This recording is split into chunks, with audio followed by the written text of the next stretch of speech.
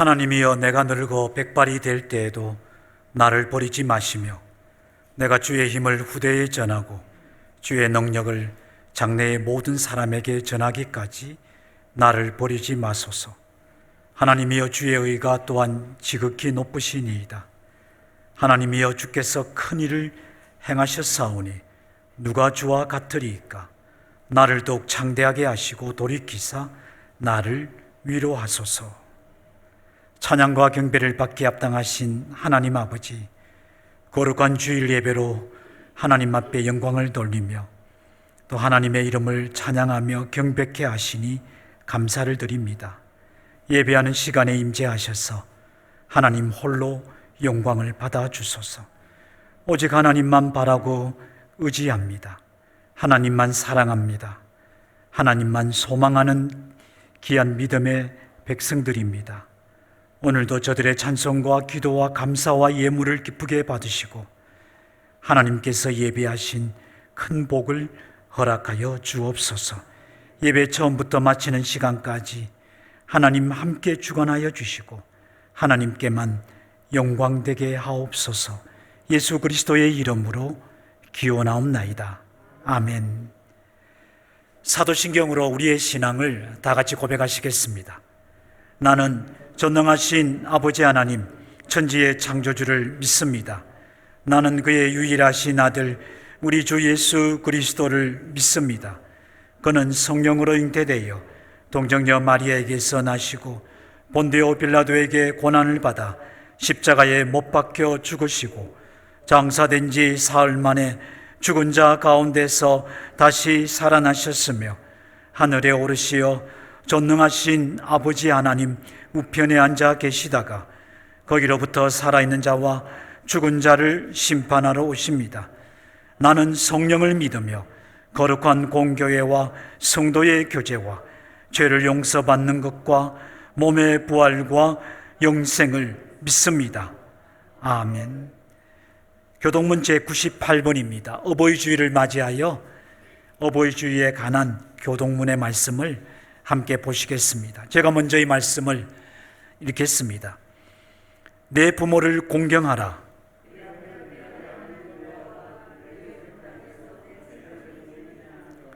내 아들아, 내 아비의 훈계를 들으며 내 어미의 법을 떠나지 말라.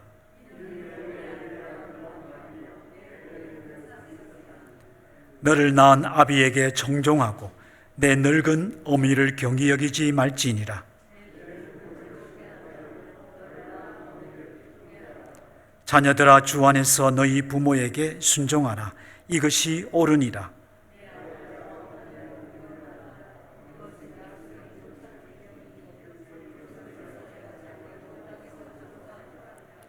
아멘. 찬송가 28장 찬양하시겠습니다.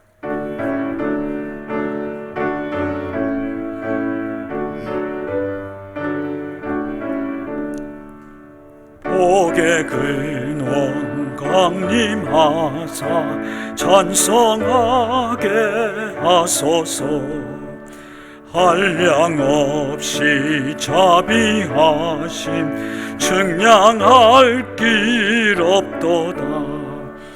천사들의 찬송가를 내게 가르치소서. 구속하신 그 사랑을 항상 찬송합니다. 주의 크신 도움 받아 이때까지 왔으니 이와 같이 천국에도 이르기를 바라네. 하나님의 품을 떠나 죄에 빠진 우리를 예수 구원하시려고 보혈 흘려 주셨네. 주의 귀한 은혜 받고 일생 빚진 자 되네.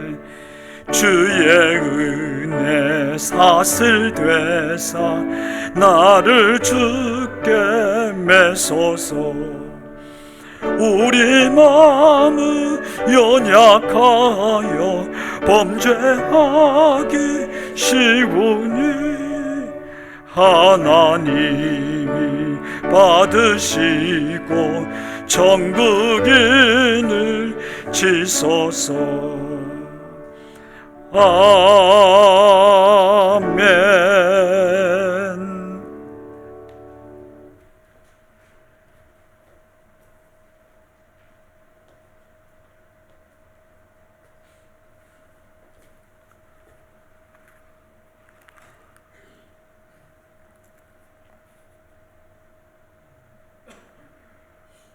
누구든지 등불을 켜서 그릇으로 덮나니 평상 아래에 두지 아니하고 등경 위에 두나니 이는 들어가는 자들로 그 빛을 보게 하려 함이라. 아멘. 인내하시고 자비로우신 우리 하나님 아버지, 오늘도 거룩한 주의 날에 예배를 사모하는 마음과 주님의 음성을 듣기를 원하며 주님 전에 모여서 찬양과 경배를 드리며 고개 숙여 기도할 수 있도록 허락하여 주신 우리 하나님 아버지께 진심으로 감사를 드립니다. 이 시간 간절한 마음으로 하나님 앞에서 진정한 감사의 제단을 쌓기를 원합니다. 십자가의 보혈로 정결케 하여 주시고 저희들의 예배를 받아 주시옵소서.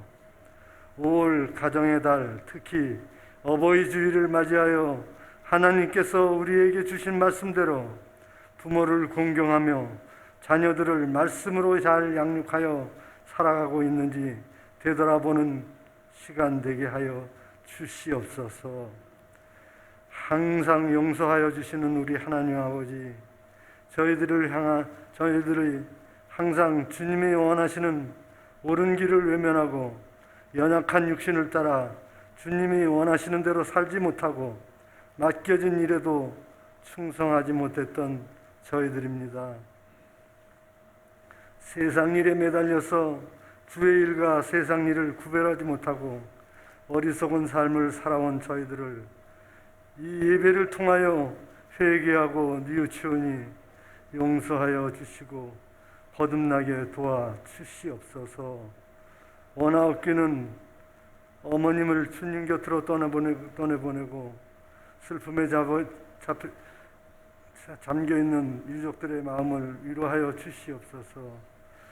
이제는 끝을 알 수 없는 안개 속 같은 코로나 사태에서 마침표를 찍을 수 있도록 허락하여 주시고 어린이들과 죄 없는 민간인의 희생이 너무 많은 우크라이나 전쟁도 어서 하루빨리 멈출 수 있도록 주님이 평화의 전령을 보내 주시옵소서. 사랑하는 우리 믿음의 형제들 안에서 병들어 있거나 이런 일 여러 가지 사정으로 고통받는 이들을 지켜주시고 각 개인의 여러 가지 제목에는 주님이 사랑으로 응답하여 주시옵소서.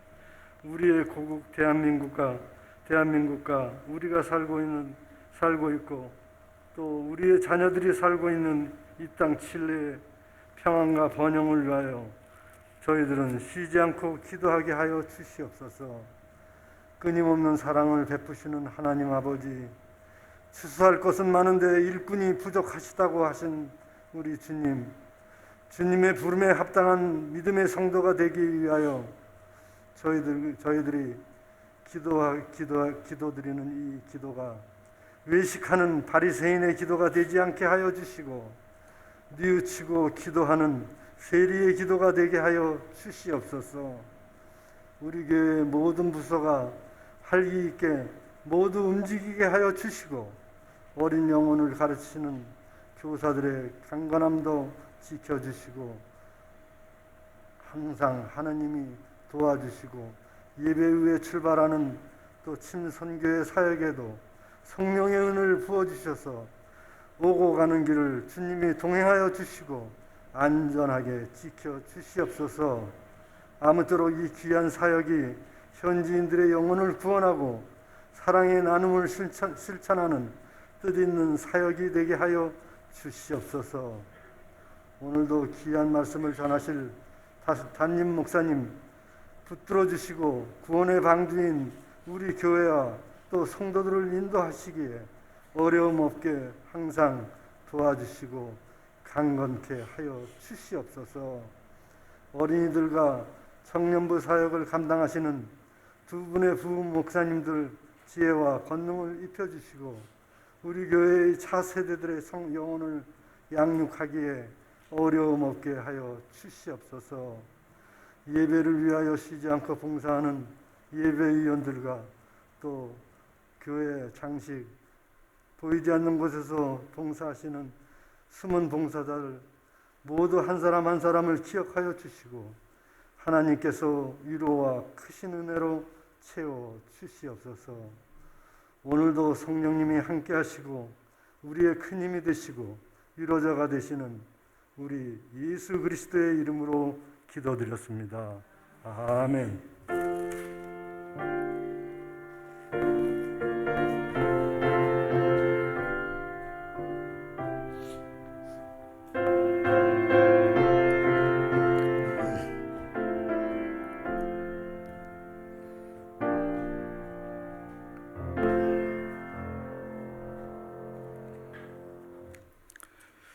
오늘 우리에게 주시는 하나님의 말씀은 구약 성경의 말씀입니다.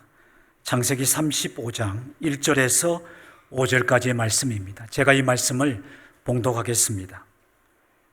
창세기 35장 1절로 5절까지의 말씀입니다. 하나님이 야곱에게 이르시되 일어나 베들로 올라가서 거기 거주하며 네가 내 형 에서의 낯을 피하여 도망하던 때에 내게 나타났던 하나님께 거기서 제단을 쌓으라 하신지라. 야곱이 이에 자기 집안 사람과 자기와 함께한 모든 자에게 이르되 너희 중에 있는 이방 신상들을 버리고 자신을 정결하게 하고 너희들의 의복을 바꾸어 입어라. 우리가 일어나 베들로 올라가자.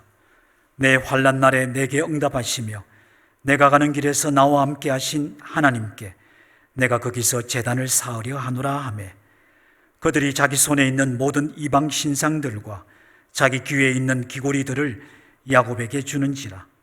야곱이 그것들을 생엠 근처 상수리 나무 아래에 묻고 그들이 떠났으나 하나님이 그 사면 고울들로 크게 두려워하게 하셨으므로 야곱의 아들들을 추격하는 자가 없었더라. 아멘.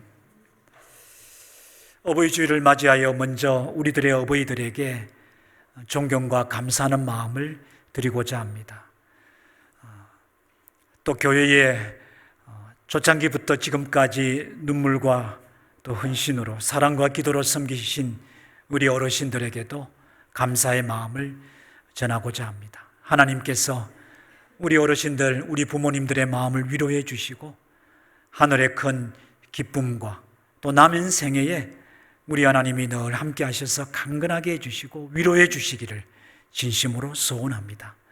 오늘 예배하는 이 자리에 참석하신 어르신들, 부모님들 뿐 아니라 댁에서 예배하고 계시는 우리 어르신들과 부모님들에게도 또 멀리 한국과 또 떨어져 살아가시는 우리의 부모님들에게도 하나님께서 또 큰 은혜 베풀어 주시기를 주님의 이름으로 축복합니다. 우리 좌우에 계신 어르신들 멀리 계셔서 또 안 보시는 분도 계시는데요. 또 우리 축복하는 마음으로 인사의 말씀 먼저 드리고자 합니다. 사랑합니다. 감사합니다. 그렇게 한번 표시해 주시기 바랍니다. 사랑합니다. 감사합니다. 사랑합니다. 그리고 감사합니다. 여러분, 어버이 주일이 될 때마다 아직 어버이가 살아계신 분들을 배우면 참 부럽다라는 생각을 가집니다. 어머니 아버지가 병들고 연세가 많으실 때에 때로는 마음에 짐처럼 느껴지기도 하고 또 늘 부담을 가지고 살았던 것이 솔직한 심정입니다. 그러나 어르신들이 다 떠나고 나니까 죄송하고 또 부끄럽고 시간이 지나면 지날수록 얼마나 마음이 안타까운지 모릅니다. 지금 한 분이라도 살아계신 부모님, 우리 자녀들 가운데 그런 자녀들이 계신다면 살아계신 부모님들에게 후회 없이 마음을 다하고 정말 그분들을 위로해드리고 사랑하시고 또 존경할 수 있는 그런 훌륭한 자녀들이 되었으면 좋겠습니다. 짐이 아니라 우리의 부모님들이 축복이라는 것을 깨닫게 됩니다. 마음의 부담이 아니라 오히려 부모님들이 계시기에 위로가 되고 용기를 얻어 세상을 살아갈 수 있었다, 이렇게 고백하게 됩니다. 혹 우리의 자녀들 가운데 아직 부모님들에게 근심거리가 되고 부모님들의 마음에 눈물에 그런 가시와 같은 그런 자식이다라고 스스로 생각하는 분이 계신다면 마음을 새롭게 하시기를 바랍니다. 후회하지 않도록 우리 부모님 얼굴에 눈물이 사라지고 기쁨이 차고 넘치도록 그렇게 다시 아름다운 모습으로 설 수 있는 자녀들이 되기를 또한 주님의 이름으로 축복합니다. 여러분, 가정의 달을 맞이하며 특별히 어버이 주일을 지키며 어버이가 된 우리 모든 성도님들에게 오늘 하나님의 말씀이 큰 위로와 또 축복의 말씀이 될 줄로 믿습니다. 현대를 살아가면서 이전보다는 먹을 것이 없어서 걱정을 하고 또 입을 옷이 없어서 걱정을 하는 일들은 훨씬 줄어들었습니다. 물론 이 세상에는 아직도 그런 문제로 인하여 고통을 당하고 있는 많은 사람들이 세상에 있습니다. 하지만 하나님께서 우리 민족에게 지혜도 주시고 또 은혜도 베풀어 주셔서 이렇게 잘 살 수 있게 해주시고 우리의 마음에 만족하지는 못할지라도 그래도 우리가 먹고 또 입고 살 수 있는 이런 좋은 삶을 누리게 되었으니 또 우리가 얼마나 감사한지 모릅니다. 그런데 우리가 가만히 뒤돌아보면 그럼에도 불구하고 우리는 날마다 어렵다, 힘들다라는 일들을 만나게 됩니다. 이전에 우리의 부모님들이 당했던 그런 어려움과는 전혀 다른 어려움들이지만 어쨌든 그리스도인 우리들의 가정에도 위기는 닥쳐오고 그 위기를 만날 때마다 우리는 힘들고 또 지치고 어떻게 해야 할지 몰라서 방황하기도 합니다. 그런 면에 있어서 그리스도인인 우리들의 가정은 그런 위기를 어떻게 해결해야 하는가, 이런 문제에 관하여 오늘 주신 이 본문 말씀을 통해 하나님이 주시는 귀한 가르침을 받고자 합니다. 여러분, 우리가 창세기 35장 1절에서 5절까지의 말씀을 읽었는데요, 야곱에 관한 이야기죠. 야곱은 성경에 아주 많이 기록되어 있는 그런 대표적인 인물입니다. 야곱의 가정에 큰 위기가 닥치게 되었는데 그것은 죽음의 위기였습니다. 야곱이 어떻게 해결할 방법이 없고 누구도 도와줄 수 없는 그런 절대절명의 어려움에 직면하게 되었는데요, 야곱이 그 어려움을 이겨내게 됩니다. 그 어려움을 이겨내는 그 방법이 무엇인지를 성경은 우리들에게 분명히 가르쳐 주는데요, 비록 오늘 우리가 당하고 있는 그 어려움과 위기를 우리가 이런 방법대로 해결하지는 못하겠지만 가장 근본적이고 가장 중요한 토대와 같은 하나님의 말씀이 주시는 지혜와 또 빛이 있으리라고 저는 확신합니다. 여러분, 우리가 잘 아는 것처럼 야곱은 고향을 떠나게 됩니다. 그리고는 타지죠. 외삼촌의 집에서 20년이 넘는 세월을 보내게 됩니다. 맨몸으로 갔다가 결혼도 하고 아이들도 낳고 많은 재물도 모으게 됩니다. 그가 때가 되어 이제 다시 고향으로 돌아가게 되는데요, 그 노중에 세겜이라고 하는 성에 이르게 됩니다. 세겜성 앞에 장막을 치고 또 그곳에 머물게 되는데 야곱의 딸 디나가 세겜성 안에 있는 여자들이, 그러니까 같은 여성들이 어떻게 지내는지 궁금했단 말입니다. 그 여자들의 모습을 보고자 하여 성 안으로 몰래 들어가게 됩니다. 거기서 그 성의 추장 세겜으로부터 부끄러운 일을 당하게 됐죠. 욕을 당하게 됩니다. 세겜은 그의 아버지와 함께 야곱을 찾아와서 디나와 결혼하겠다라고 이야기를 합니다. 하지만 디나가 부끄러운 일을 당한 일을 들었던 그의 친오빠들을 중심으로 다른 오빠들이 마음에 원한을 품게 되죠.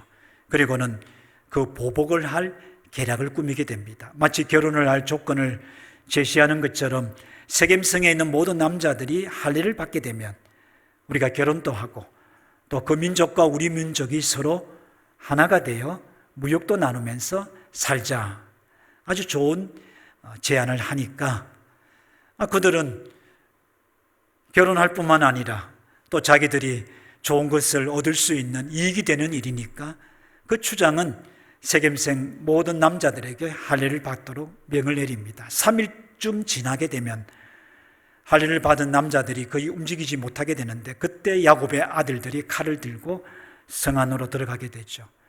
디나의 친오빠인 시므이와 레이가 앞장서서 모든 남자들을 다 죽였다. 잔인한 일을 범하게 됩니다. 야곱의 다른 아들들도 함께 그들과 따라 들어가서 그 성 안에 있는 사람들의 재물과 가축들과 그리고 아이들과 아내들마저 다 사로잡아오는 아주 좋지 못한 일을 행하게 됩니다. 이 일이 야곱에게 알려지면서 야곱은 큰 근심을 하게 되는데요.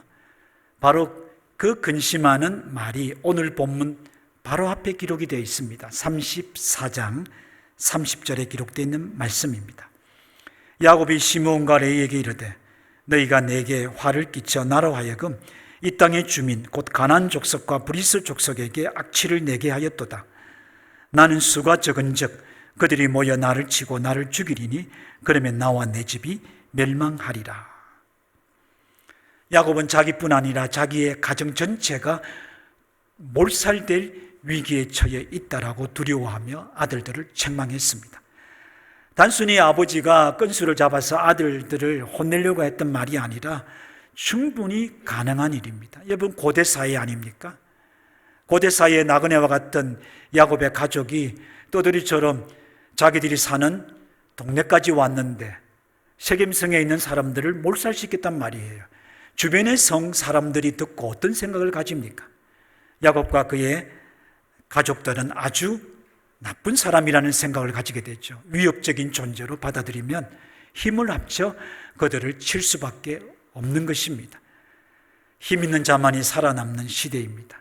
그러니 칼을 부렸던 야곱의 그 집안을 칼로 다스리게 되는 것이 아주 상식적입니다. 야곱은 이를 알았기에 이제 다 죽게 되었다. 여러분, 야곱의 가정에 닥쳤던 위기는 무엇입니까? 그냥 하던 사업이 좀 잘 안 된 겁니까? 도둑이 들어서 창고에 물건을 훔쳐가니까 손해를 입어 어찌할 바 몰라 하는 그런 어려운 그런 상황입니까? 그렇지 않습니다. 온 집안 식구가 다 죽게 되는, 멸절하게 되겠다라고 하는 그런 위기였습니다. 성경은 그것을 우리에게 분명히 가르쳐 줍니다. 그런데 우리가 이미 알고 있는 것처럼 야곱은 이런 위기를 극복하게 됩니다. 어떻게 이겨냈습니까? 여러분, 사람마다 문제를 해결하는 방식은 다 다른데요. 가만히 있어 본다. 또 어떤 방법이 있습니까? 다른 사람들에게 도움을 요청하여 어찌하든지 그런 위기를 없애버린다. 또 어떤 거 있습니까? 아이고 모르겠다, 될 대로 되라 하고 있다 보니까 어떻게 잘 되었다라고 생각할 수가 있겠죠. 여러 가지 방법이 있을 수 있습니다. 그런데 오늘 성경은 야곱이 어떻게 그 위기를 극복했는지에 관하여 분명하게 가르쳐 줍니다. 오늘 어려움 속에 있다라고 생각하는 성도님들, 또 내 삶에 위기도 많이 당해봤는데 앞으로 어떤 위기가 닥쳐올 줄 모르겠다라고 염려하며 또 생각하고 계시는 분들, 오늘 이 말씀이 아주 귀한 하나님의 빛이 되며 또 우리를 이끌어가는 그런 귀한 말씀이 될 줄로 믿습니다. 그 해답이 오늘 읽었던 본문 1절에 기록이 되어 있습니다. 우리가 1절 말씀을 큰 소리로 다 같이 읽겠습니다. 다 같이 읽습니다. 시작. 하나님이 야곱에게 이르시되 일어나 베델로 올라가서 거기 거주하며 네가 내 형 에스의 낯을 피하여 도망하던 때에 네게 나타났던 하나님께 거기서 제단을 쌓으라 하신지라. 아멘. 이런 무엇입니까? 하나님입니다. 하나님이 그에게 이르시되 여러분, 이 말씀은 하나님이 야곱에게 나타나셨다는 것을 우리에게 가르쳐 주고자 하는 겁니다. 하나님이 야곱의 문제를, 야곱의 가정에 밀어닥쳤던 그 위기를, 그들의 두려움과 죽음과 같은 그런 공포를 해결하실 분으로 성경은 가르쳐 주고 있는 겁니다. 여러분, 우리는 야곱의 일생을 살펴보면 성경에 기록된 내용만 보아도 그렇습니다. 항상 하나님은 야곱과 함께 계셨고, 야곱이 어떤 위기를 당할 때마다, 때로는 그가 아주 평범하게 들에서 양을 치던 그런 상황 속에서도 하나님은 작은 일에도 나타나셔서 다양한 방법으로 그를 이끌어 주셨습니다. 큰 어려움을 당할 때는 하나님께서 나타나셔서 도움도 되어 주셨죠. 하나님은 야곱과 늘 함께 계셨습니다. 오늘 이 말씀을 통하여 성경은 우리들에게 우리의 가정에 밀어닥친 위기와 어려움들을 이겨낼 수 있는 근본적인 길은 오직 하나님이라는 것을 말씀합니다. 야곱이 하나님의 은혜로 살아왔던 것처럼 야곱이 구하지도 않았습니다. 야곱이 하나님을 찾으며 이거 죽게 되었으나 어찌하면 좋겠습니까? 라고 야곱이 외쳐본 적도 없어요. 그런데 항상 하나님은 야곱에게 나타나셨습니다. 항상 함께 계시며 어려울 때마다, 힘들 때마다, 어찌할 줄 몰라 주저앉아 있을 때마다 하나님은 야곱에게 나타나셔서 야곱아, 그렇게 불러주셨습니다. 저는 오늘 이 말씀을 보면서 우리 그리스도인들이 내 삶에 밀어닥친 어려움, 그것이 어떤 어려움인지 우리는 다양합니다.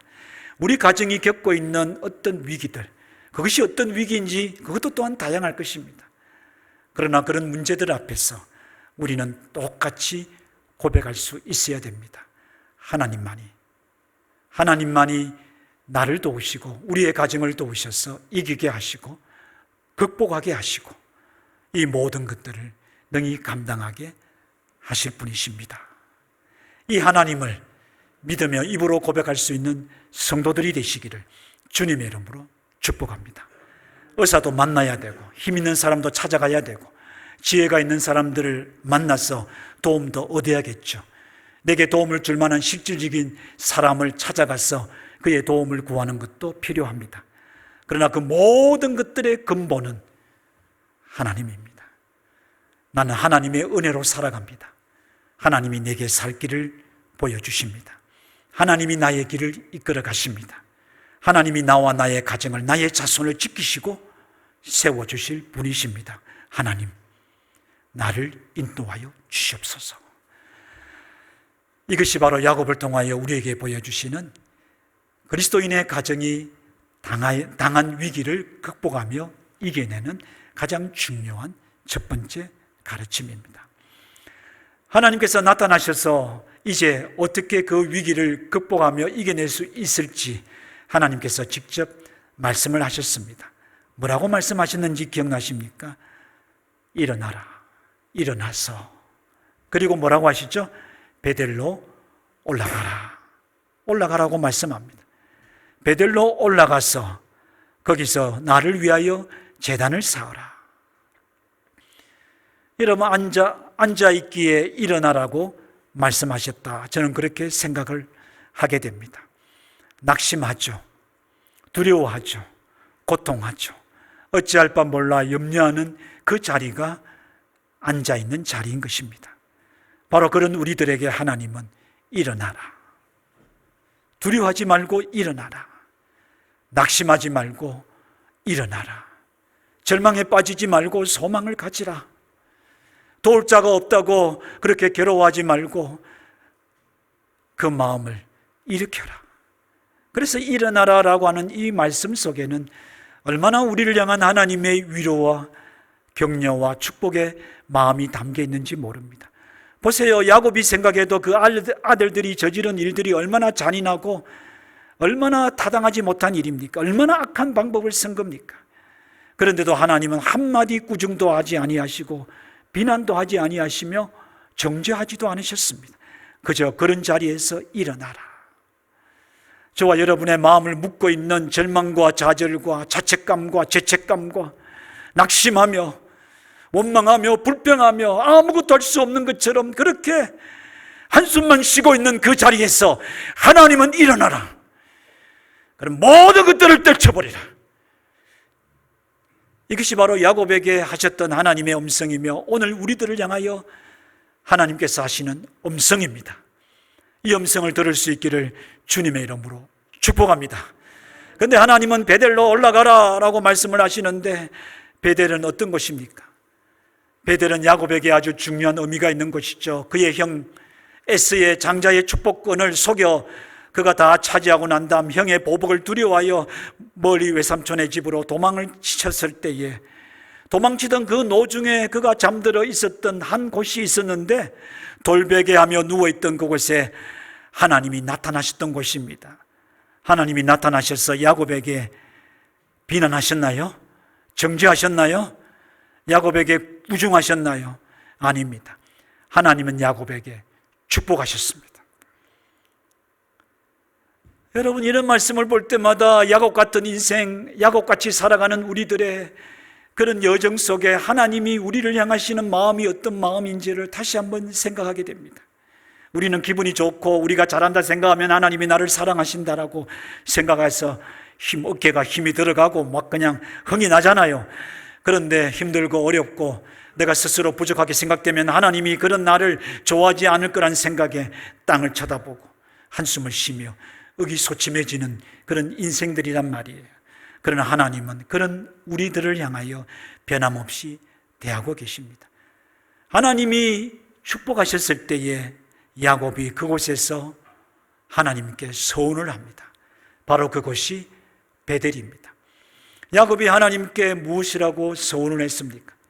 그것은 창세기 28장 20절에서 22절까지의 기록이 되어 있는데요, 그 서원의 내용이 정말 아름다운 신앙의 고백입니다. 야곱이 서원하여 이르되, 하나님이 나와 함께 계셔서 내가 가는 이 길에서 나를 지키시고 먹을 떡과 입을 옷을 주시어 내가 평안히 아버지 집으로 돌아가게 하시오면 여호와께서 나의 하나님이 되실 것이요 내가 기둥으로 세운 이 돌이 하나님의 집이 될 것이요 하나님께서 내게 주신 모든 것에서 10분의 1을 내가 반드시 하나님께 드리겠나이다 하였더라. 아멘. 외삼촌 라반의 집까지 가는데 필요한 먹을 양식과 물 정도만 가지고 떠났던 야곱 아닙니까? 그야말로 빈손으로 먼 길을 떠났던 처량한 존재입니다. 그러기에 그가 하나님 앞에 했던 말이 뭡니까? 내 생명을 지켜주시고 나를 안전하게 해주시고 내가 먹을 수 있는 음식과 입을 수 있는 옷을 주시면, 그리고 내가 다시 아버지의 집으로 돌아올 수 있도록 하나님이 나의 인생의 길을 이끌어 주시면 하나님을 나의 하나님으로 섬기며 내가 하나님의 집을 세우며 하나님이 내게 주신 것에서 10분의 1을 드리겠습니다. 빈손일 때는 다 이렇게 서원합니다. 답답할 때는 다 이렇게 서원해요. 아무것도 없을 때는 그저 살려만 달라고 서원합니다. 살려만 주시면 하나님을 위해 살겠다고 말합니다.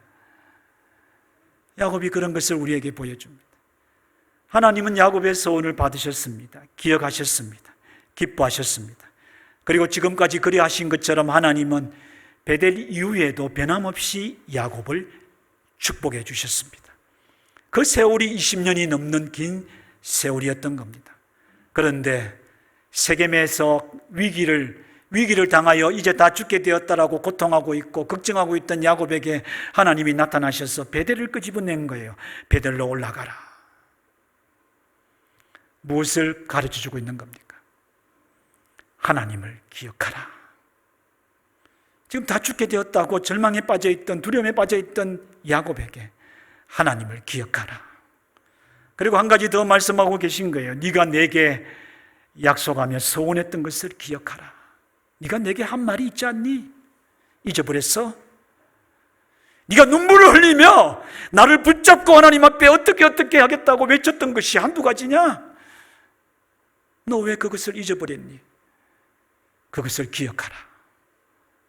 이것이 바로 일어나 베델로 올라가라.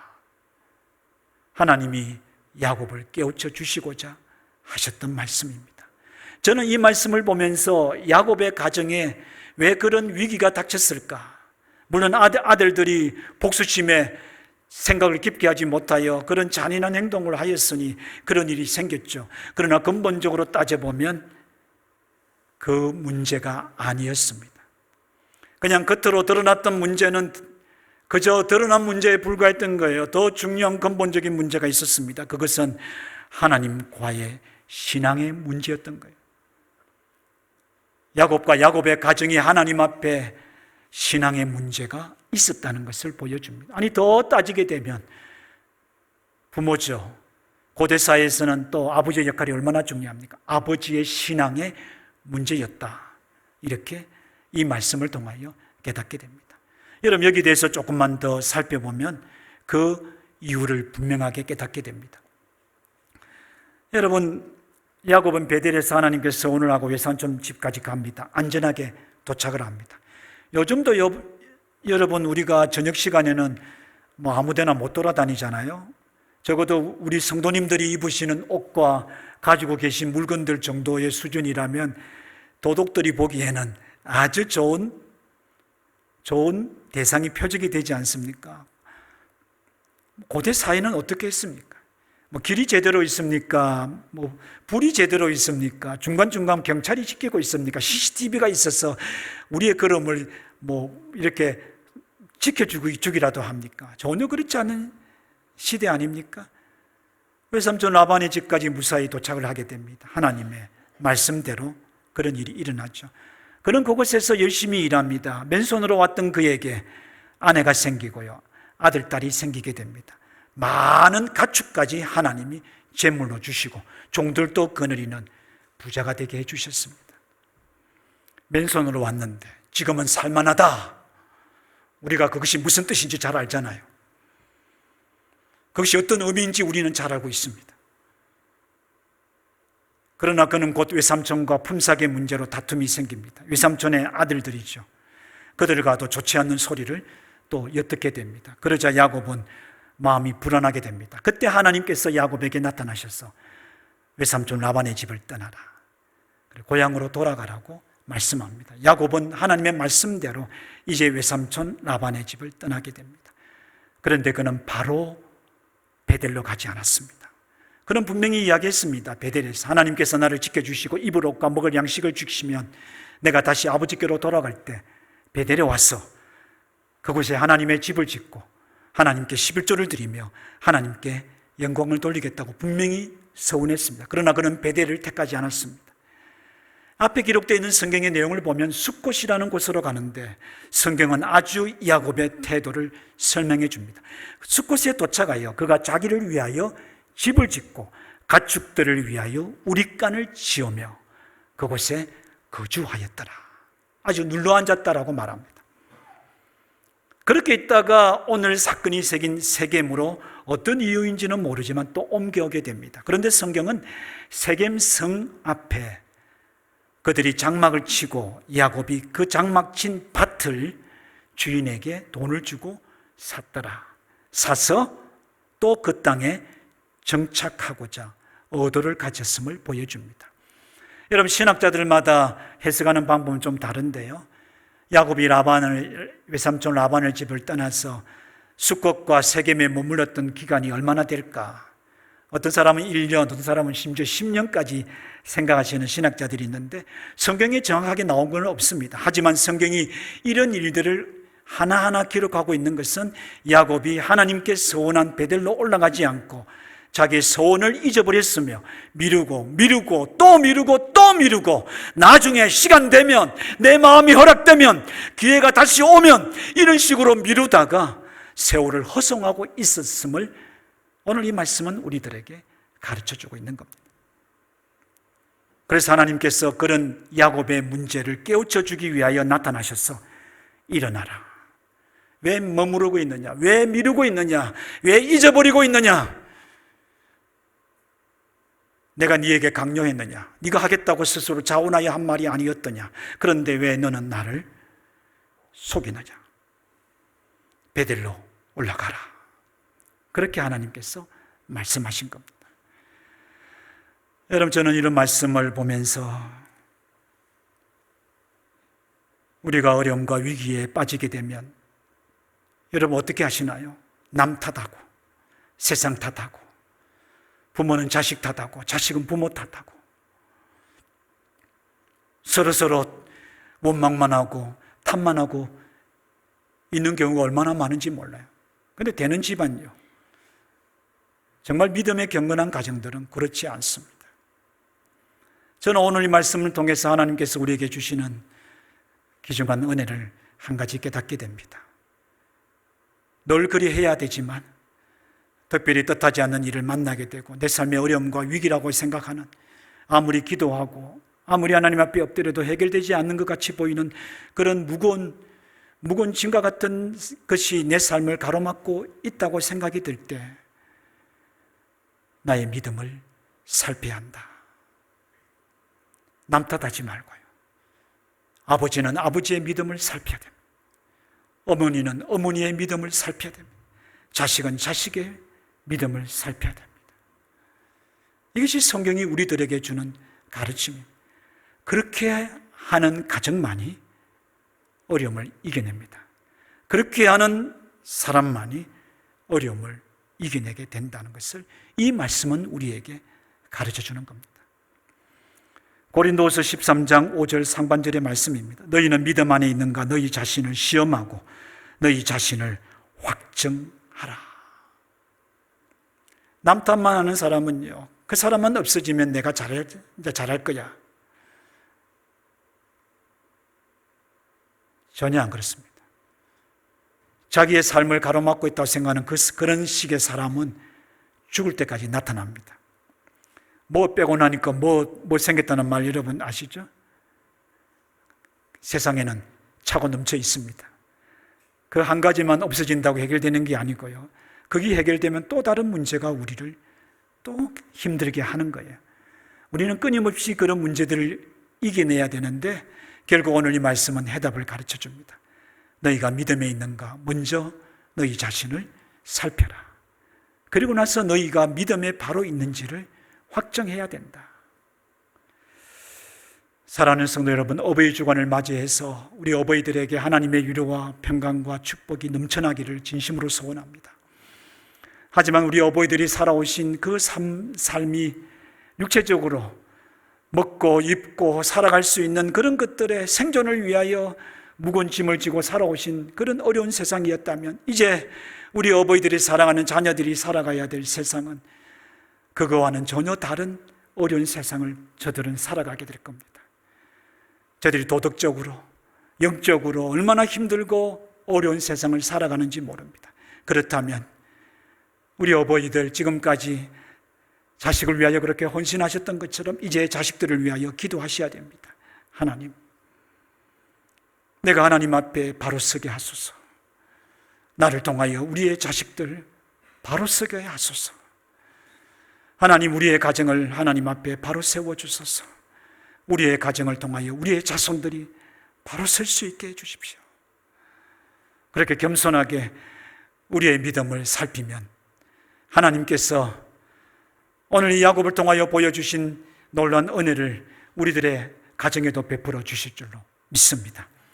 여러분, 이제 이 말씀의 결론으로 가는데요, 어떤 일이 일어나는지 이 말씀을 보면 얼마나 흥분되는지 모릅니다. 하나님의 말씀을 들었을 때에 야곱이 어떻게 반응을 보였습니까? 2절과 3절에 나와 있습니다. 저는 순서를 바꾸어서 여러분들에게 설명을 해드리고 싶은데요, 여러분, 야곱이 그런 말씀을 들었을 때에 하나님 그런 것까지 이야기합니까? 20년이 넘는 옛날의 일인데, 그때는 내가 철부지였고 어릴 적이었고 그때는 내가 답답했고 그때는 내가 너무 힘들어서 그렇게 말한 거 아닙니까? 근데 그거를 끄집어내셔가지고 지금 저한테 그렇게 말씀하시면 어쩝니까? 이렇게 말할 수 있는 것이 야곱이에요. 여러분, 안 그렇습니까? 얼마 전에 한 말도 아닙니다. 20년이 넘는 옛날에 한 말을 가지고 그것도 그때 상황이 그런 거예요 라고 얼마든지 변명할 수 있어요. 그러나 야곱은 그렇게 말하지 않습니다. 야곱은 베델의 하나님을 기억했습니다. 내가 환난 날에 내게 나타나셨던 그 하나님, 그는 그 입을 고백합니다. 그리고 베델에서 그가 하나님을 향하여 서원했던 것을 기억했습니다. 그것이 오늘 본문 3절에 기록이 되어 있습니다. 보실까요? 우리가 일어나 베델로 올라가자 내 환난 날에 내게 응답하시며 내가 가는 길에서 나와 함께 하신 하나님께 내가 거기서 제단을 쌓으려 하노라 하매. 아멘. 하나님의 말씀을 듣고 저는 하나님의 성령이 그로 하여금 깨닫게 하셨다고 믿습니다. 아무리 좋은 말, 아무리 진리의 말을 들어도 깨닫지 못한 자가 있습니다. 그러나 하나님의 성령이 그 심령에 역사하시면 깨닫게 되는 거예요. 기억해 하시는 거예요. 생각하게 만들어 주시는 거예요. 그러니 생각이 나거든 죄책감이라고 말하지 마십시오. 짐이라고 말하지 마십시오. 하나님 감사합니다. 주의 성령이 나로 깨닫게 해주셔서 감사합니다. 성령이 나를 버리지 아니하시고 내 마음에 일깨워 주셔서 감사합니다. 나의 어두워진 마음을 비춰주셔서 감사합니다. 야곱은 소원을 기억하고 하나님을 기억하며 소원을 지키고자 결단을 내렸습니다.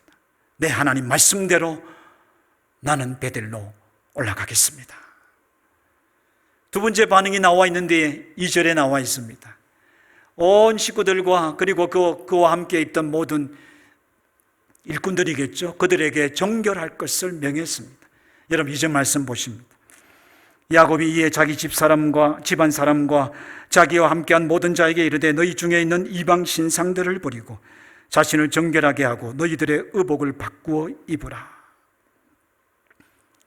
그들 속에 하나님이 기뻐하지 아니하는 것들을 붙들고 있거든, 세상적인 것들을 붙들고 있거든, 그게 이방신들이에요. 그것을 버리고 세상에 묻어서 살아오던 그 더러운 죄악들이 있거든. 남들이 다 하고 세상이 다 그렇게 하니까 나도 그렇게 하는 거야 라고 생각했던 것들을 말합니다. 더러운 옷을 바꾸어 입어라. 정결하라. 그런 자신뿐 아니라 자기의 가정과 함께 있던 사람들까지 하나님 앞에 정결하게 세우고자 하는 그런 경건과 두려운 마음을 가지고 있었습니다. 바로 그러한 그의 마음과 의지와 결단을 사람들에게 말했던 거예요. 우리가 함께 베델로 올라가자. 그러기 위해서는 우리가 모두 하나님 앞에 정결해야 한다라고 선언했던 겁니다. 여러분, 우리 아버지들이 하나님의 말씀을 읽고 또 기도하시다가 자식들을 다 불러 앉혀놓고 눈물을 흘리며 내가 잘못했어. 내가 하나님 앞에 부끄러운 사람이야. 내가 하나님 앞에 회개한다. 얘들아, 내가 너희들에게 하나님의 참 진리를 깨우쳐 주지 못하고 하나님을 바르게 알지 못한 것 내가 회개한다. 나를 용서해 다오라고 눈물을 흘린다면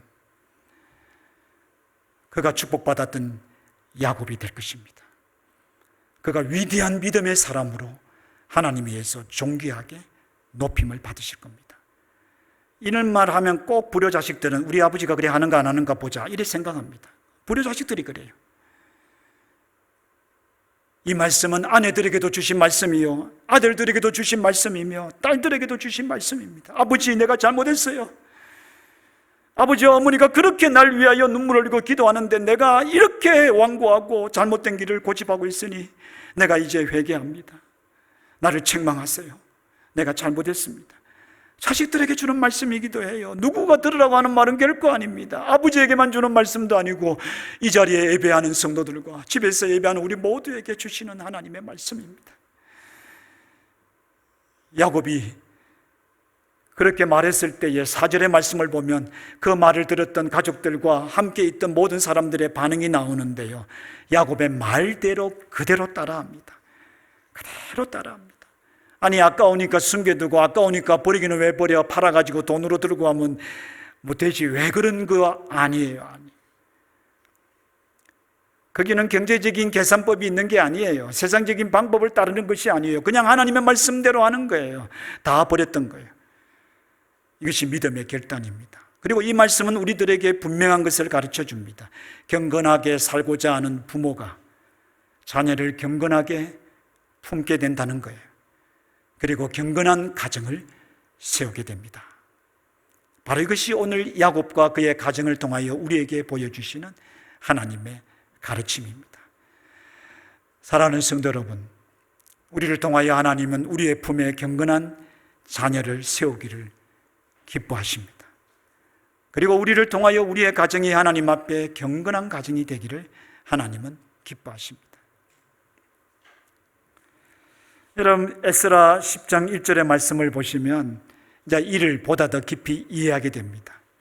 포로 생활에서 돌아왔던 에스라와 많은 이스라엘 백성들이 하나님 앞에 바로 살고자 그렇게 애를 쓰는데 여전히 그들에게 세상과 타협한 죄가 남아 있었습니다. 하나님이 그 죄를 지적하셨습니다.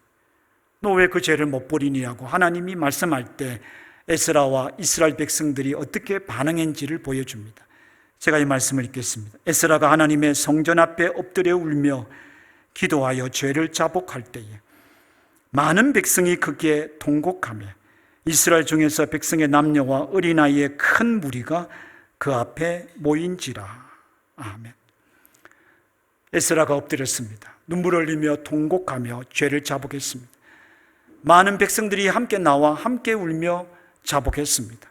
그런데 그 백성들 가운데 누가 포함되어 있었습니까? 어린아이도 함께 있었습니다. 결국 모든 가정이 함께 하나님 앞에 엎드릴 때 하나님의 역사가 일어나는 겁니다. 여러분의 가정이 이런 가정이 되기를 주님의 이름으로 축복합니다. 그래서 그들은 베들로 올라가죠. 이런 야곱과 야곱의 가정을 보시고 하나님께서 역사하십니다. 이제 하나님께서 문제를 확 해결해 주십니다. 야곱이 생각지도 못한 방법으로 하나님은 야곱과 그의 가정을 구원해 주신 겁니다. 그것이 본문 5절에 기록이 되어 있습니다. 그들이 떠났으나 하나님이 그 사면 고울들로 크게 두려워하게 하셨으므로 야곱의 아들들을 추격하는 자가 없었더라. 아멘. 야곱과 야곱의 가족이 멸절될 수 있는 그런 절대절명의 순간이었는데 누가 원군이 와서 도와준 것도 아니고 잘 타협을 해가지고 무슨 보상금을 주고 해결한 것도 아니고요. 어떻게 해결할 방법이 전혀 없는 거예요. 돈으로 해결할 방법이 없고 힘으로 해결할 방법이 없는 그런 순간이 되었는데 이런 인간이 아무것도 할 수 없는 그런 순간에 하나님의 해결법이 보였습니다. 하나님의 말씀을 듣고 베들로 올라가니까 하나님을 기억하고 하나님 앞에 했던 서운을 기억하고 다시 하나님 앞에 정결하게 서기를 원하니까 그 말씀대로 따라가니까 하나님께서 주변의 사람들을 두려워하게 하여 아무도 야곱의 아들들을 해코지하고자 따라오는 자가 없었더라. 하나님이 가정의 문제를 해결해 주셨고요. 하나님이 그 가정을 살려주셨습니다. 그리고 계속해서 6절 이하를 쭉 읽어보면 베델까지 무사히 도착할 수 있도록 하나님이 역사해 주십니다. 여러분, 이것은 하나님께서 베델에 나타나셔서 야곱에게 하셨던 약속, 그의 축복대로 변함없이 행하고 계셨던 하나님의 역사였습니다. 여러분, 창세기 28장 15절 베델에서 하나님께서 처음 야곱에게 나타나셔서 축복하셨던 말씀이 기록이 되어 있습니다. 내가 너와 함께 있어 네가 어디로 가든지 너를 지키며 너를 이끌어 이 땅으로 돌아오게 할지라. 내가 네게 허락한 것을 다 이루기까지 너를 떠나지 아니하리라. 아멘. 여러분, 이 말씀 우리 모두에게 주신 하나님의 말씀입니다. 이 말씀을 믿음으로 받고 이 말씀대로 붙잡고 살아가시기를 축복합니다. 이 말씀이 여러분을 살리고 여러분들의 가정을 살리고 여러분의 자녀들을 살려줄 것입니다. 험한 세상 가운데 보호하시고 인도하시는 놀라운 은혜요 축복의 말씀이 될 줄로 믿습니다. 하나님은 변함이 없으세요. 하나님은 일양하세요. 야곱이 그 하나님을 잊었던 겁니다. 야곱이 그 하나님을 전적으로 의지하지 못했던 겁니다. 그러나 야곱은 세계 메시의 큰 절망적인 어려움을 당하고 이제 새롭게 달라졌습니다. 믿음을 회복하고 하나님의 말씀대로 베델로 올라갔습니다. 베델에 도착했을 때 성경은 이렇게 말합니다. 하나님이 그곳에 나타나셨다. 야곱이 그곳에서 하나님 앞에 제단을 쌓았습니다. 또 성경은 말합니다. 하나님이 야곱에게 나타나셨어. 35장 9절에 이렇게 말씀합니다. 복을 주시니라. 또 복을 주셨습니다. 그 복이 10절에서 2절까지의 기록이 되어 있는데 두 가지입니다. 첫째는 야곱아 너의 이름을 이스라엘이라 하리라. 이스라엘이라. 약복강에서 이스라엘이라는 이름을 주셨는데 다시 한 번 더 확인시켜 준 거예요. 너는 이스라엘이라. 너의 이름은 이제 이스라엘일 것이야. 하나님과 겨루어 이긴 특별한 하나님의 사람이라는 이름을 다시 확정시켜 줍니다. 두 번째는 아브라함과 이삭에게 약속했던 그 언약을 네게도 주리라. 곧 너의 자손은 번성하며 너와 너의 자손들에게 영원히 그할 땅을 내가 주리라. 여러분, 하나님이 세겜에 있던 야곱에게 베델로 올라가라 했을 때 만약 이 핑계대고 저 핑계대고 또 미루고 도망치듯 다른 곳을 찾아서 다른 사람들이, 다른 민족들이 따라올 수 없는 곳으로 숨고자 그가 살 길을 찾아갔다면 그는 어떻게 되었을까요? 그의 이름은 성경에 기록되지 않았을 겁니다. 베델로 올라가라, 그 말씀대로 올라갔더니 그 길이 어떤 길입니까? 죽음의 위기를 해결하는 길이었습니다. 살 길이었습니다. 우리의 살 길이 이겁니다. 하나님의 말씀대로 따라가는 것이 우리의 살 길입니다. 우리의 고집을 버리고 인간적인 생각들을 버리고 우리의 인간적인 방법들을 내려놓고, 하나님, 나는 어린아이 같습니다. 나는 무지합니다. 난 사실 아무것도 모르겠습니다. 나를 인도해 주시고 하나님이 인도하시는 대로 순종하겠습니다 라고 기도하고 하나님의 인도하심을 받고 따라가는 그 길이 살 길입니다. 그리고 베델은 어떤 곳이 다시 되고 말았습니까? 과거를 끄집어내어서 야곱을 괴롭히는, 야곱의 상처가 있고 야곱의 허물이 있는 곳이 되었습니까? 아닙니다. 야곱이 다시 하나님의 놀라운 축복을 받는 그런 축복의 장소가 되었습니다. 하나님이 우리에게 주시고자 하는 것은 근심이 아니요 재앙도 아닙니다. 우리에게 희망과 내일에 가는 소망을 주시는 하나님이십니다. 사랑하는 성도 여러분, 저는 오늘 이 말씀을 보면서 한 사람 야곱으로 말미암아 그의 가정이 그 큰 위기에서 살아날 수 있었구나. 한 사람 야곱으로 말미암아 그 가정이 이스라엘 민족의 축복받고 선택받는 민족의 후예가 되고, 그리고 하나님께서 언약하신 아브라함과 이삭과 야곱에게 주신 그 언약을 상속받는 그런 영원한 하나님의 언약의 백성이 되는 복을 누리게 되었다는 사실입니다. 우리로 말미암아 우리의 가정이 세워집니다. 우리로 말미암아 우리의 자녀들이 복을 받게 되는 거예요. 우리로 말미암아 우리의 후손들이 이런 놀라운 하나님의 약속하신 복을 누리게 되는 것입니다. 그러므로 우리도 일어나야 됩니다. 그리고 베델로 올라가야 됩니다. 우리의 믿음을 다시 회복해야 됩니다. 우리가 하나님을 다시 기억해야 됩니다. 하나님 앞에 헌신하며 하나님을 사랑했던 그 고백을 다시 하나님 앞에 할 수 있어야 될 것입니다. 사랑하는 성도 여러분, 사랑하는 우리 부모님들, 오늘 이 말씀이 무거운 짐이 되는 말씀이 아니라 여러분들에게 남은 생에 자손을 마음껏 축복하는 하나님의 축복의 말씀인 줄로 저는 그렇게 믿습니다. 이 말씀 붙들고 이 말씀 의지하고 하나님 앞에 나아가시면 하나님께서 기뻐하여 주시고 놀라운 열매를 허락해 주실 줄로 믿습니다. 이런 열매를 풍성하게 누리는 우리 모든 성도님들 되시기를 주님의 이름으로 축복합니다. 찬송가 559장 다 같이 찬양하시겠습니다. 우리에게 어버이를 허락하신 하나님께 감사드리고요, 또 우리에게 자녀를 허락하신 하나님께 감사하면서 우리가 이 찬송을 우리의 또 감사의 기도로 하나님 앞에 드리고자 합니다.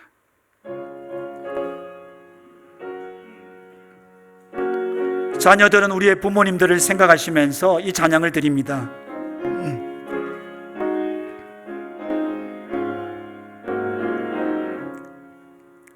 사철의 봄바람 불어있고 하나님 아버지 모셨으니 믿음의 반석도 든든하다. 우리 집 즐거운 동산이라. 고마워라 임마누엘, 예수만 섬기는 우리 집. 고마워라 임마누엘, 복되고 즐거운 하루하루. 아멘. 아바의 우리를 보이시고 동기들 사랑에 뭉쳐있고 기쁨과 서름도 같이 하니 한간에 저가도 천국이라.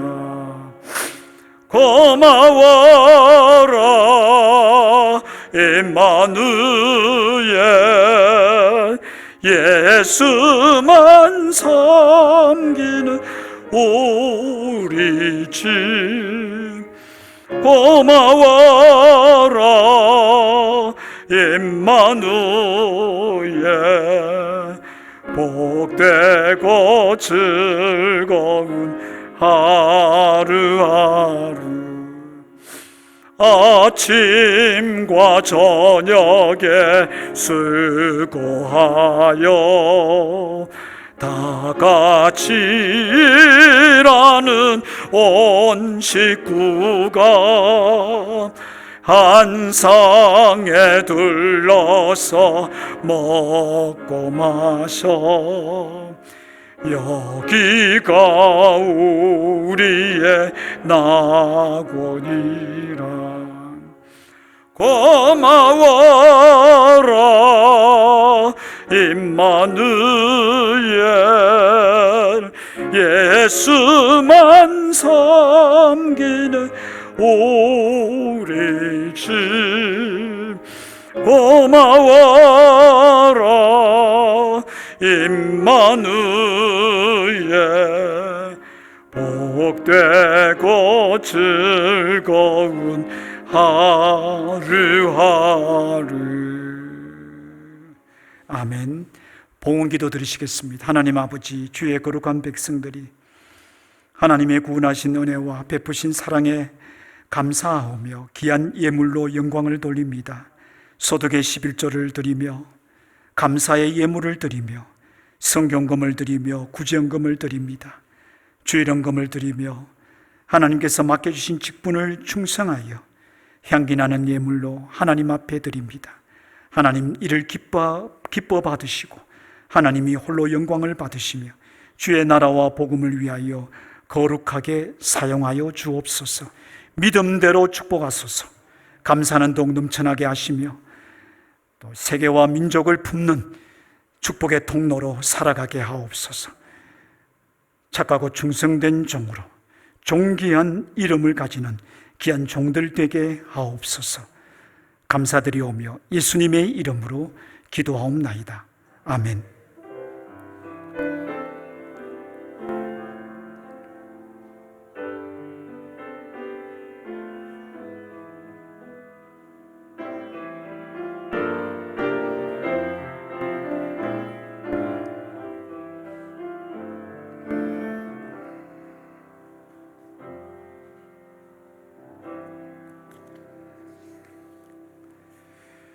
네, 감사합니다. 오늘은 어버이 주일로 지키는데요, 우리 어버이들에게 하나님의 위로와 평안이 함께 하시기를 진심으로 축복합니다. 우리 중고등부에서 어버이에 대한 감사의 마음을 표하기 위하여 이렇게 꽃을 준비해서 우리 어르신들에게 달아드리셨는데요, 또 자그마한 위로가 되기를 바랍니다. 또 수고하신 우리 중고등부에도 감사를 드립니다. 여러분, 내일부터 수요일까지 딸까 카이로스 교회와 마울렛 교회에서 침성교가 거행이 됩니다. 이를 위하여 오늘 예배 후에 침성교회 사역을 위하여 출발을 하게 되는데요, 우리 김정석 목사님 그리고 우리 송영교 장로님과 양시중 장로님, 이렇게 세 분이 이번 성교회 사역에 헌신하시게 됩니다. 여러분들의 기도를 부탁을 드리고요, 또 현지 지도자 세미나가 6월에 예정이 되어 있습니다. 딸까 지역에 있는 지도자들을 위한 그런 귀한 선교 사역인데요, 이를 위해서도 여러분들의 기도와 후원을 부탁을 드립니다. 여러분, 매일 저녁 9시에 기도하는 시간을 가지는데요, 여러분들의 많은 참여를 부탁을 드립니다. 우리 신천숙 집사님 친정어머니께서 우리 김복임 권사님이신데요, 여러분 다 아시는 것처럼 지난 3일 하나님의 부르심을 받으셨습니다. 유가족들을 위하여 여러분들이 많이 기도해 주시기를 부탁을 드리고요. 여러분, 오늘은 어버이 주일을 맞이하여 주일학교 자녀들과 우리 선생님들이 함께 특별 찬양을 준비하였습니다. 그래서 오늘은 찬송을 마치는 찬송을 별도로 드리지 않고요, 이 특별 찬양으로 하나님께 영광을 돌리고자 합니다. 우리 주일학교 준비되었으면 이제 입장하도록 하겠습니다.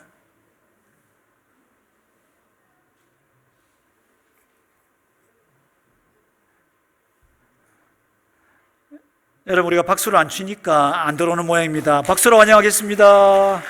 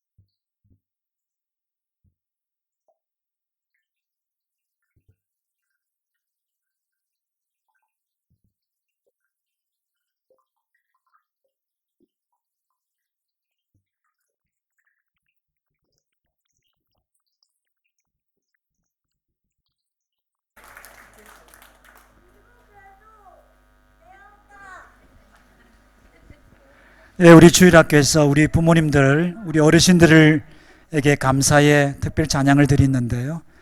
여러분, 또 이 아이들이 또 우리 다음 세대들이며 또 우리의 부모님들의 신앙의 유산을 이루어 나갈 참 귀한 아이들입니다. 우리 부모님들 이 아이들의 모습을 보시면서 또 위로받으시고요, 또 힘내시기 바랍니다. 제가 여기서 우리 축복 기도하겠습니다. 자, 이제 축복 기도합니다. 자, 지금은 우리 주 예수 그리스도의 은혜와 하나님 아버지의 크신 사랑과 성령의 교통하심이 하나님께 예배하며 우리에게 주신 어부에게 감사하며 또 하나님을 기뻐하는 고개 숙인 주의 백성들의 머리 위에와 특별히 우리들에게 허락하신 우리의 부모님들, 우리의 어르신들의 머리 위에 또 이를 기뻐하며 감사하는 우리의 어린 자녀들의 머리 위에 또 우리 성도들에게 주신 모든 거룩한 생업과 우리가 살아가는 이 땅의 모든 일들 위에 이제로부터 영원토록 함께 있을지어다. 아멘.